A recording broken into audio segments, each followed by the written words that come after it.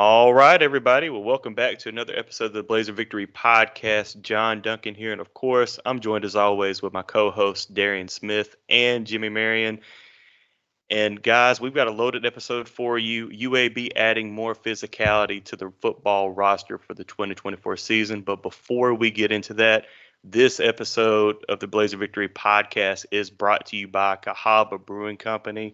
And, we talk a lot about their Cahaba Blonde, the blonde beer. So good. Obviously, you got the strawberry blonde. But I just wanted to take a chance today to talk about the Cahaba Lager. And this is an Italian lager, super low ABV, 5.3%, but super smooth, great pool beer, great beach beer. I had a couple when I went on the beach, our beach trip last week. So definitely recommend you guys going by the tap room, Cahaba Brewery's tap room, or going to your local supermarket and picking up a 6-pack. But there's always something going on with the Cahaba tap room. You can go to cahababrewing.com to check out latest events, check out all of their beer offerings and all their drink offerings, and make sure that you make it down there and make sure that you let them know that you heard about them on the Blazer Victory podcast, because that certainly helps us out. I think they have a food truck event this Saturday, June the 1st. So, like I said, there's always something going on in the tap room, whether events or whatever's going on. They always have something going on. So make it down to the tap room and let them know that the Blazer Victory podcast sent you. Also, we need to get those YouTube subscriber numbers up. Jimmy has been killing it with the shorts that he's done this past month. We are just 25, 30 short from the 200 subscribers range. So if you're listening to us on the audio side, Apple Podcast, Spotify, Podbean, wherever, we encourage you to, even if you're not going to watch us, go ahead and click the link in the show description to take you to the YouTube channel to subscribe to the video podcast. That's at Blazer Pod on YouTube. But Darian, Jimmy, UAB just got a recent commit. Jack Nickel, transfer tight end from Michigan State. And, we're going to talk a lot about him and a lot more just in general of this roster and how it's shaping forward for the 2024 season and the physicality that the staff is bringing in. But, Jimmy, I want to throw it to you to kind of talk about Jack Nickel and just give the viewers just a little bit of information about Jack Nickel. Yeah, this is certainly on paper a big pickup for the UAB football team, and tight ends coach Riley Jeffers with the lead on this one. But Jack Nickel, 6'4", 245-pound tight end from Michigan State. He's going to come to UAB with 3 years of eligibility remaining. He redshirted in his first year at Michigan State. In year two, he played in 10 games. When you look at his snaps on the Michigan State website that they had provided, he played 90 snaps on special teams, 13 snaps at tight end. But going back to there's a reason why he was at Michigan State. He was a highly touted high school recruit. His offer list was extensive. I think I had made a tweet that called out just all of the Power 5 offers that he had received at the time. And, a site like ESPN, there's so many different sites that have their recruiting rankings, if you will, but he was ranked at least by one site as a 4-star recruit and the number 9 tight end in the country, and that site being ESPN. His senior season, he had 35 catches, almost 400 yards, and 7 touchdowns in high school. He was a winner there. He played for a pretty good high school program. And just looking at some of the different articles and things about Jack Nickel coming out of high school is really what was touting some of that recruiting interest was his blocking ability, his high football IQ. Obviously, he's got good size. So, one of the trends that we've talked about with these pickups as of late is that these are not one-year rentals for the most part. These are guys that went into a good program and redshirted like most true freshmen do, and then was able to get onto the field in year two. And they're coming to UAB with several years of experience and eligibility remaining to develop and to make an impact for this UAB football team. And Darian, what do you see on film when you turn on the film for Jack? Yeah, I like 2 words that Jimmy used. He used the physicality, and he used the high IQ, right? So, it's one thing to be physical, but it's another thing to understand what you're trying to do in the play. So you can tell by somebody when they're blocking, you can tell by the route that they take to block, the angles that they take.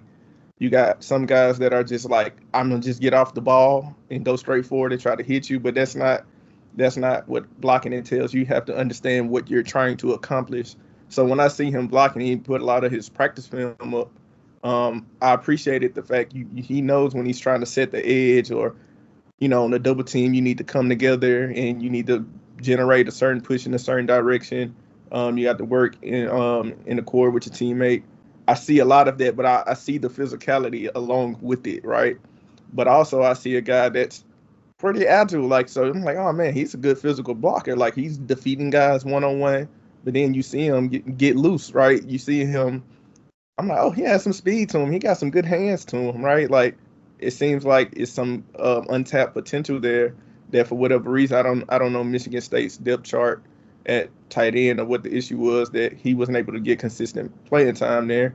But that works in our favor. He has the pedigree, all of the scholarship offers he had coming out of high school. It wasn't for no reason, right? And I like the situation he's coming into. We have three good tight ends, right? We have Terrell McDonald, Dallas Payne, and Bryce Davis. I feel like Bryce is so underrated. Specifically, he's had a lot of big moments and big catches for us. I don't think he gets the attention and love that he deserves. But they're all super seniors, right? And then we have J.C. Sylvie. J.C. Sylvie was a guy that I'm really excited about, but JC's been hurt a lot, and I think he's going to be coming into this year, finally fully healthy. But that gives us two tight ends to really have a future to move on with. That, and they both have size, right? I think when I look at Nickel, I'm like, could he? I would put it this way: I think he'll be a different version of like a Hayden Pittman, right?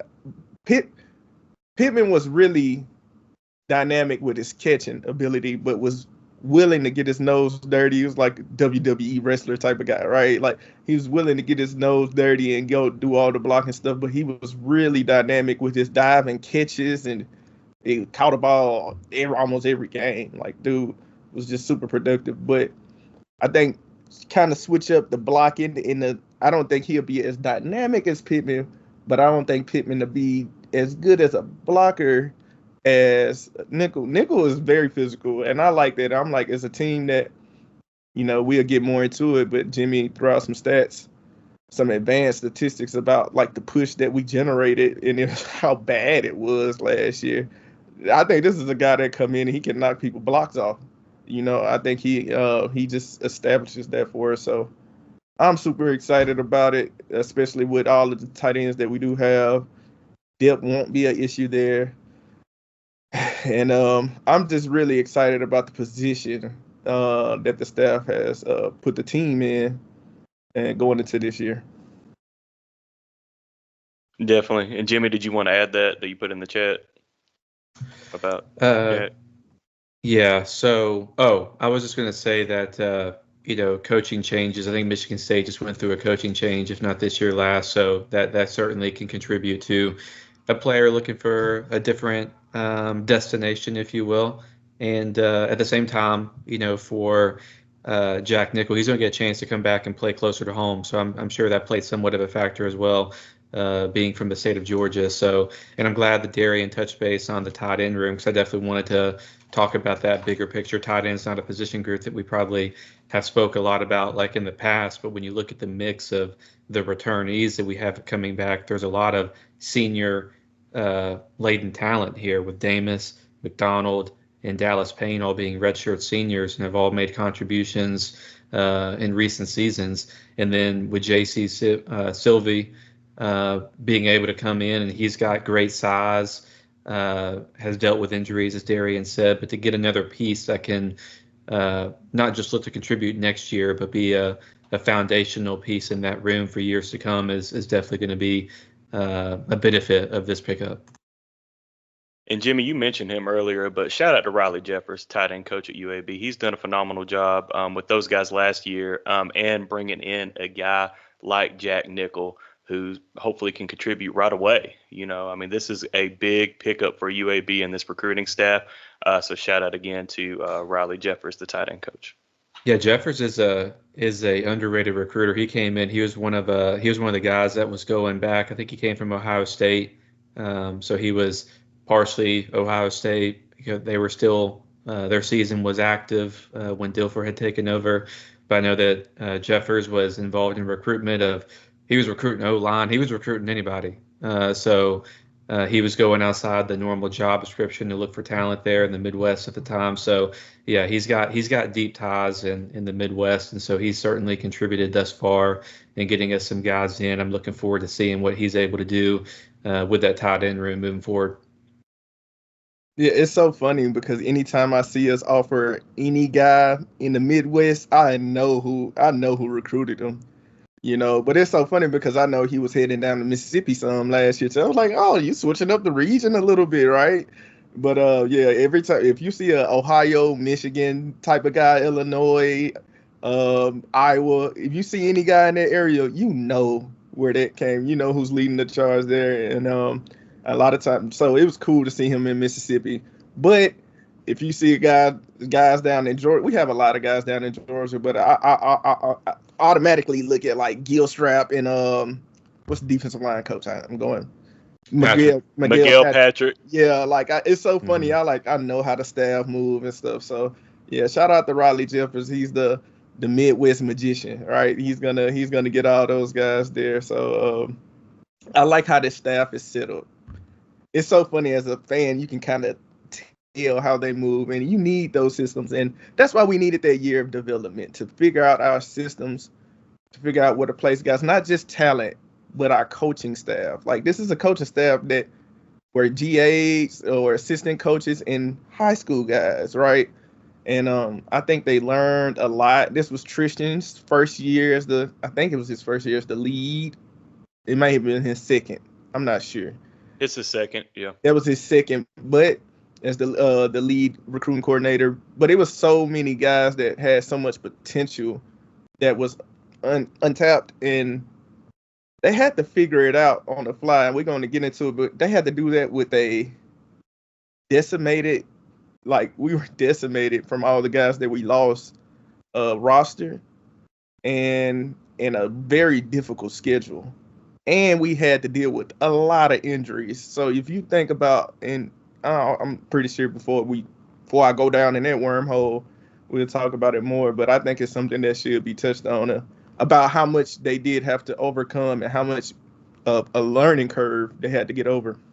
Oh yeah, but before we get into that, I failed to mention at the beginning of the video of the episode, I have my background blurred, but you guys might be thinking, like, where the hell is John? Is he at a kindergarten classroom? And I know Jimmy, when we recorded the Patreon a couple of days ago, was like, where are you?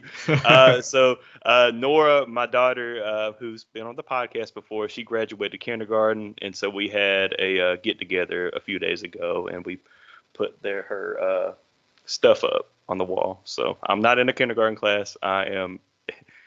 My office for now is the kitchen table, so I am at the kitchen table. I think our listeners are just relieved that that's not your artwork that's up on the wall. That's better than my artwork. I could just like draw stick figures. Like I can't. I like the butterfly. Back there. It's multicolored right there. Good job, Nora. Oh, she did a good job. Yeah. But you can only get this on the Blazer Victory Podcast YouTube channel. So if you were not subscribed again, go to youtube.com/blazerpod and subscribe. Also, speaking of that Patreon episode, we finalized the UAB basketball roster was finalized, and we dropped a Patreon episode for you all, for our Patreon subscribers a couple days ago. If you missed it, go check your feed. If you are not subscribed to our Patreon, patreon.com/blazerpod, $5 a month, or you can prepay for a year membership and save 10%. You can get I think we've dropped 65 episodes. This has been over a year that we've done this Patreon, and we are still sticking a couple episodes a month on top of what we do in the free show. I believe we're at 110 subscribers. So thank you all so much. And if you haven't, what are you waiting for? Go ahead and join patreon.com/blazerpod, but we'll also include a link in the show description to just click that, go subscribe, and you'll get to listen to all 65 episodes that we've done. So great stuff. But where Darian was going, where we are going to go the majority of this, the remainder of this show, is just looking at, like a guy like Jack Nickel coming in at tight end. Some of the other guys, Jack Ubeck, coming in from Youngstown State. It seems that UAB is adding more physicality to this roster. Now, disclaimer, we got to see them all hit the field. That's a given. But on paper, UAB looks to be more physical than years past. Darian, I will lob it over to you to begin that discussion. Yeah, I think a good place to start there is like if you go back and take a look at the 2022 roster, and I'll stop because I can keep on going with stuff like this, so I'll stop and want you guys to come in and put your 2 cents in on it too. But you look at that 2022 roster. Again, it was billed as the team that we thought would go far. It's a reason that we thought that, because we had so many seniors, guys that's been here, big physical guys. Our linebacker room was Noah Wilder, Tyler Thomas, Renard Ellis. I would argue that was probably the best in conference. Our safety room was probably the best in conference. Not only did we have Jalen Key, we had Grayson Cash, and we had Will Bowler back there. All guys that have been here for a long time, been productive for a long time. They had time to develop, right? We had all of our defensive linemen that we had, but then we had Drew Tuazama with that, right? We lost our whole offensive line. We had one of those guys go to the Green Bay Packers, right, at left tackle. And then the guy we had behind him is we had Zaire Flournoy, who was hurt, right? So let's think about this. We lose all of our linebackers, and then the linebackers we did bring back, they really didn't pan out. For whatever reason, Bratton, Tamarius Brown, Reese Collier, guys didn't really pan out. So we were forced to depend on Michael Moore, who ended up being our best linebacker overall last year, but he started as a defensive lineman. If you don't remember, we had to move him to linebacker out of necessity, but he ended up being our best linebacker. We had to depend on Rousseau, who was a true freshman, right? We go to safety. We had to move one of the Miller twins, down to linebacker because we needed somebody. We needed depth there. We had to play Will Soros there. It was a walk-on. And then at safety, we had to depend on true freshman Chris Dempsey. We brought Ray Thornton in at the end of camp, who dealt with injuries. Running back Skull came into the year injured.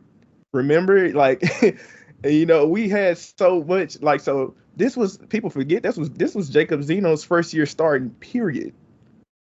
Overall as the guy.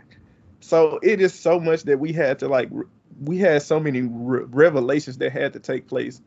Luke Jones is a different player than what he started at offensive line. He was a different player than what he started and where he ended. Rousseau, Ricky Lee, all of those guys, Emmanuel Waller, this year looks totally different. Desmond Little, from what I've been seeing and hearing, looks totally different.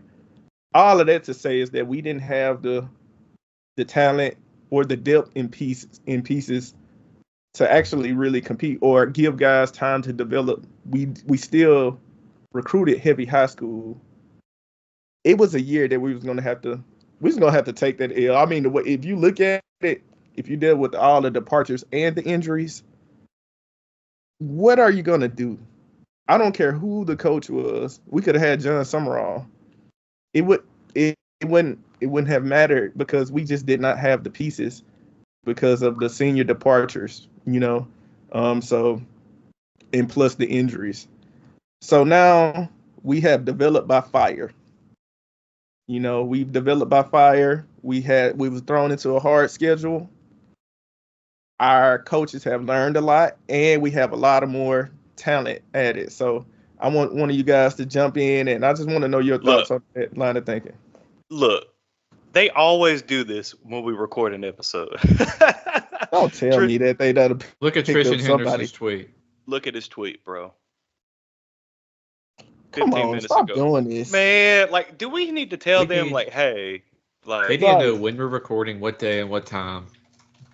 Guys on the Hey. staff, the guys that know me, y'all gotta start hitting me up. hey, help us out so we can help you out. You know? Yeah, come Like, on, man.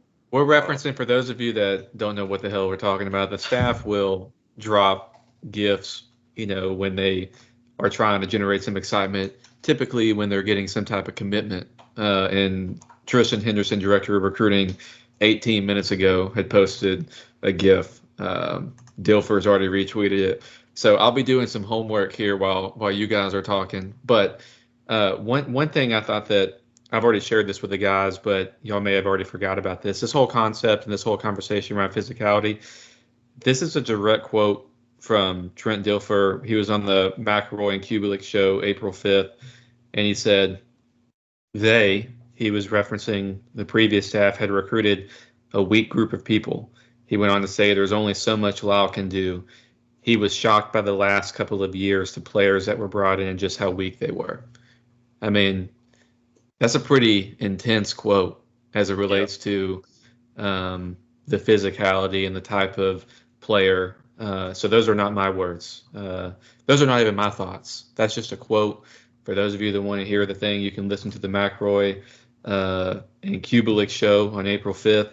But I think, what were your thoughts, Darren? Was that just was that a surprise to you that it was said? Or what did you think? Repeat it one more time for me. I was looking at who we possibly got.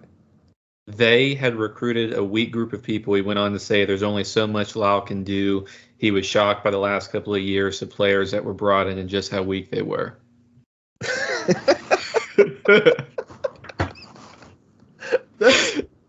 I mean, at least he was on, like.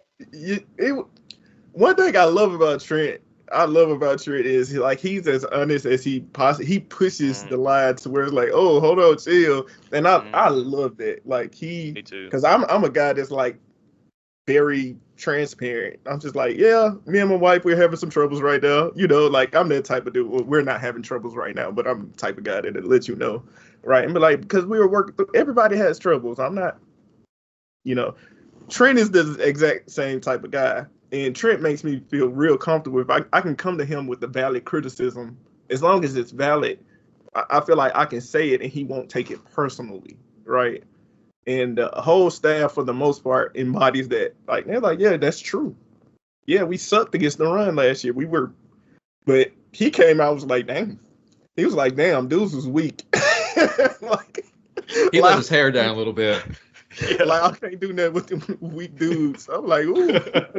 Like that. But if it's the truth, it's the truth. And I mean, you saw it on the field. You literally saw it. We got pushed around a lot, especially on, like I said, I liked better when it was 3rd and 8 versus 3rd and 1, right? Or we couldn't stop.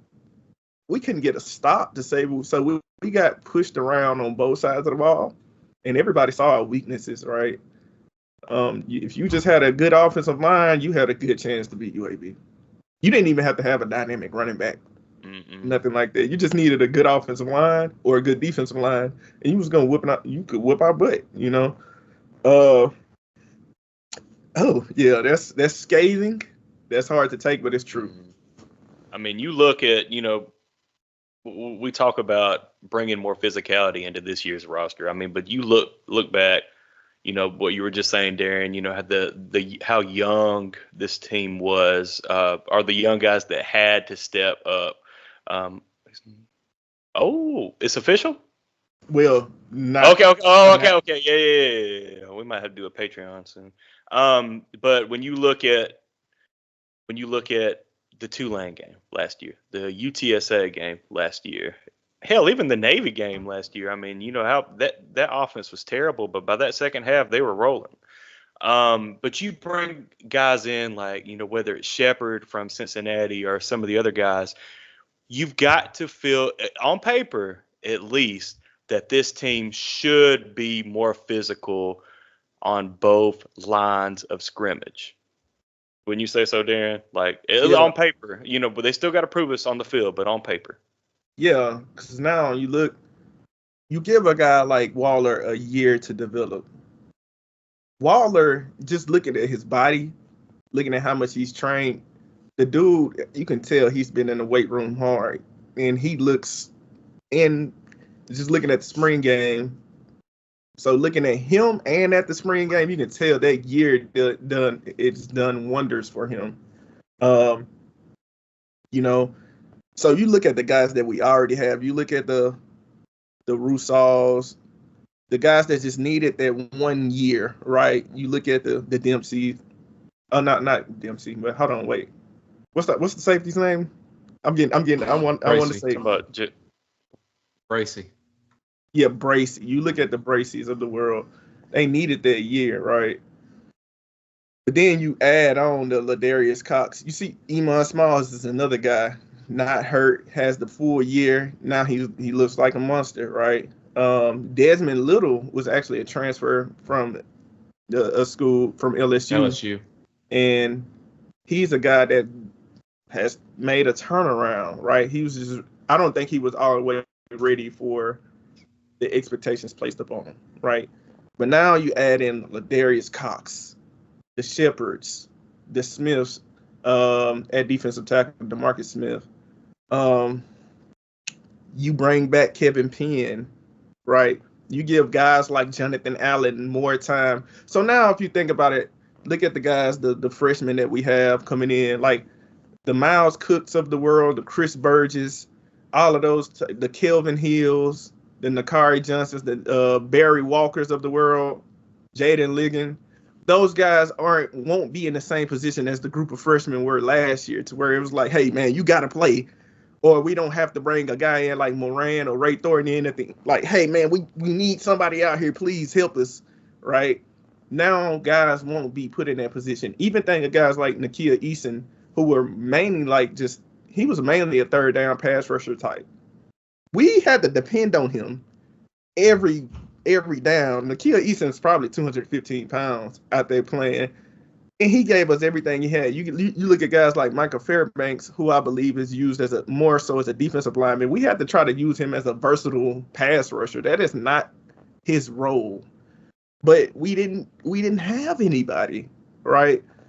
So we had to play guys out of position. We had to overly depend on guys. And I mean, poor Will Sorrells, right? Like, he just got through in there. That's not a fault of his. Like, he got bashed because of this and that. We had to, right? And he gave us everything he had, right? Same for Ike Roll. So now this year, you look at this roster, we have guys like Jordan Hall and Delano Townsend that look totally different, who I think can give us something. We're still bringing in other players, like Barron Franks and maybe another offensive lineman, but we have all of those offensive linemen return. And all of that to say, because I can keep going down the specifics and players and positions, but all of that to say is, like, I love that the guys won't be put in situations and predicaments it's not conducive to their growth. It's just throwing them in the fire and saying, hey, we ain't got nobody else, help us out. All right? Like, just like, hey, Jimmy, get out there, play corner. John, you get out there, I need you to play running back. Hey, Darren, get out there and give me some minutes at linebacker. We would get smoked, right? We would get smoked. But no, they have guys that are there, and I feel like we'll get to build. We get to build on top of that. Like, now we have Zeno, but we have Posse there too that can develop. We got guys we got BB good. He's not injured, but then we coming in with 2 or 3 more running backs too. So I'm just glad and happy that we are in a good position with a lot easier schedule than we had last year. Yeah, we're talking May 31st, 2024. On paper, even the schedule is a lot easier compared to last year, But I'm glad you mentioned the Charlie Good. When he got hurt, was that right before Georgia Southern? Yeah, we knew from that game it was like, well, this isn't going to go well. And like you said, it had forced some guys that forced walk-ons and some young guys that haven't had any experience or barely any experience at this level to step up. But the good thing, you go through the valleys as you go through the peaks. Those guys have a year of experience, so that's just going to make them better. For the guys that's coming back this 2024. Jimmy, do we want to say anything else in regards to the physicality that we're bringing in compared to this year to last year, or do we kind of want to wrap? We're at 30 minutes. So if you have either of you guys, any parting thoughts? No parting thoughts other than I know just specifically in the Steve Irvine article, they talked about those pickups from Shepard, and they talked about the pickups from DeMarcus Smith, again, the transfers coming in D-line from Cincinnati and Ole Miss, and specifically how those are going to add to that physicality and help with the run game defensively. So I think that in that article, they had pointed out how defensive line, how that was really a primary area of focus of them. So, or for them, I should say. So no, nothing other than that. I thought it was a good discussion. And looking forward to seeing how one other thing I thought was interesting though was something that we talked about, at least the three of us, I don't know if it's been on a pod, is just about spring transfers versus winter transfers. And he was talking about the data that supports, just we'll speak to the challenges associated with someone coming in late and not having gone through spring. So that's something to monitor. But I like how they countered that with saying, especially in the secondary, let's go get guys who have reps. We talked about the Jack Ubeck and the Tajon Jones and our guy Lee coming in from Grambling State, just to counter the fact that they don't have the spring reps with them having reps at their prior stops. I think that was huge. Definitely. And shout out again to Steve Irvine. Guys, if y'all aren't reading his work, bhambanner.com. Again, bhambanner.com. I know Steve's a friend of the program. He's doing great work on that website. Jimmy just mentioned the most recent article titled "Cornerback Goes from Position of Need to Strength for UAB's 2024 Recruiting Class," and I even said on Twitter that was a fantastic read, and so I definitely recommend everybody go to bhambanner.com to check out Steve's latest work. And Darian is coming off of the phone. Was that Coach Dilfer? I was gonna say, was that Trent calling you, or was that? Nah, maybe. maybe. Trent, that's my ace now. It wasn't Trent. All right. Well, I think we can wrap at least for today. But guys, again, follow go subscribe on our YouTube channel at BlazerPod. If you're not a Patreon subscriber, go to patreon.com/BlazerPod to get exclusive content. Like I said, we've already done 65 episodes. We've done this thing for longer than a year. We will be doing this thing for years to come, hopefully. And maybe we'll have another football recruiting update episode for you guys soon. Tomorrow's the first day of June. Now, I'm not going to make the guys work on Saturday, but come early next week, we might have an episode. Hopefully, news is good news. So, Darian, go ahead and send us out for today. Blazer Nation, just Blaze, baby.